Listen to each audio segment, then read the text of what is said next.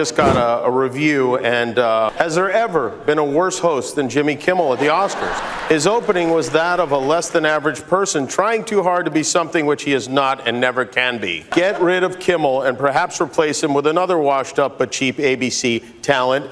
Blah, blah, blah. Make America great again. Well, thank you, President Trump. Thank you for watching. I'm surprised you're still... Isn't it past your jail time? That line, 7 words delivered on the biggest stage in entertainment, did something no political speech, no Senate hearing, no courtroom verdict has managed to do. It made Donald Trump, the man who dominates every room he walks into, the punchline, in a room he couldn't enter. But here is what most people missed. That wasn't the knockout. That was the jab. The knockout came from a completely different stage, on a completely different night, from a man with a completely different weapon. And when both of those weapons hit at the same time, Trump did the one thing he has spent his entire public life trying to avoid. He lost control of the story. Which country are you watching this from right now? Drop it in the comments, because this two-front war between late night and the White House has drawn an audience that neither side predicted. To understand why these two hosts together became the thing Trump cannot solve, you have to understand what each one does differently, because they don't fight the same way, they don't use the same tools, and that difference is exactly why the combination is lethal. Jimmy Kimmel fights with receipts. He reads Trump's own words back to him. He holds up photos. He plays clips. He doesn't editorialize. He presents. And then he asks one clean question that makes the audience realize the evidence was already in their hands. They just hadn't looked at it closely enough. The Oscar moment was the purest version of this. Trump posted a rant attacking Kimmel, while Kimmel was live on stage. In front of 40 million viewers, the producers told him not to engage. He engaged, he pulled out his phone, read the post, every word, every insult, every exclamation point. And then, without raising his voice, without breaking rhythm, without giving Trump the satisfaction of looking rattled, he delivered 7 words. Isn't it past your jail time? Isn't it past your jail time?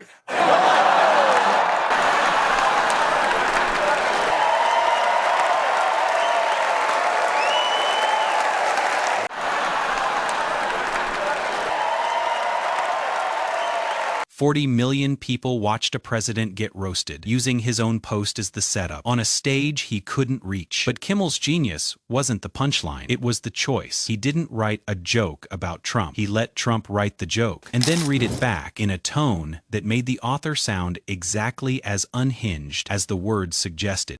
Now, different stage, different weapon, Stephen Colbert. Colbert doesn't fight with receipts. Colbert fights with mirrors. He takes Trump's own strategies, the slogans, the chants, the branding techniques, and turns them around so the audience sees them from the other side. The most devastating example happened after Trump's guilty verdict in the hush money case. Colbert walked onto his stage, and instead of delivering a monologue, he led his audience in a chant. Lock him up. And there's President Trump. And now the crowd is chanting. From what I can only imagine is a passionate minority. So passionate I can barely hear myself talk. Take him out of the office. Drag him out if you must. Go back to Trump states and lousy hotels. Please take Eric and Junior. 3 words. The same 3 words Trump had weaponized at every rally in 2016, aimed at Hillary Clinton. The same 3 words his supporters screamed with fists in the air, now bouncing off the walls of a CBS studio, aimed directly back at the man who made them famous. Colbert didn't explain the irony. He didn't need to. The audience felt it instantly. The same weapon, the same ammunition, different target. And suddenly, the chant that was supposed to symbolize Trump's dominance became the sound of his own strategy devouring itself. If you are watching this right now, subscribe and hit that like button, because the pattern between these 2 stages is something you need to see play out. And what happens next is the part most people never hear about. Here is what makes the 2-front attack impossible for Trump to solve. When Kimmel hits him with receipts, Trump's instinct is to attack Kimmel he posts. He calls him no talent. He demands ABC fire him. He tags sponsors. Every post is designed to make the story about Kimmel being the aggressor and Trump being the victim. But the moment Trump finishes attacking Kimmel, Colbert hits from the other side, and Colbert doesn't use receipts. He uses Trump's own counterattack as material. He reads Trump's angry posts about Kimmel on air,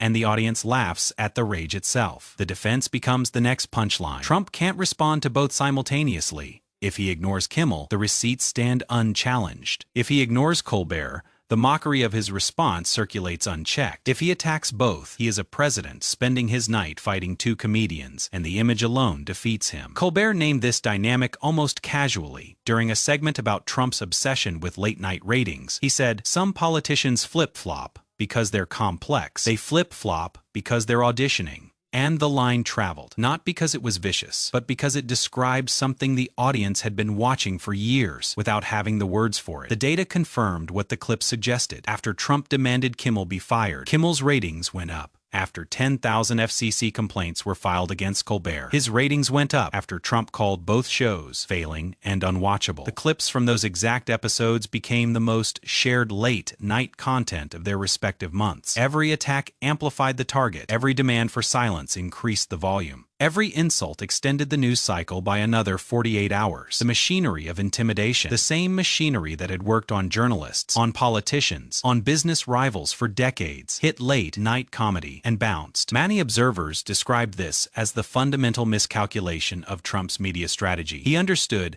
how to dominate news cycles. He understood how to intimidate institutions. He understood how to exhaust opponents through sheer volume. But he never understood comedy, because comedy doesn't defend itself. It absorbs the attack and turns it into content. Kimmel said it directly, on air, after one of Trump's longest attack threads. He called Trump his best promoter.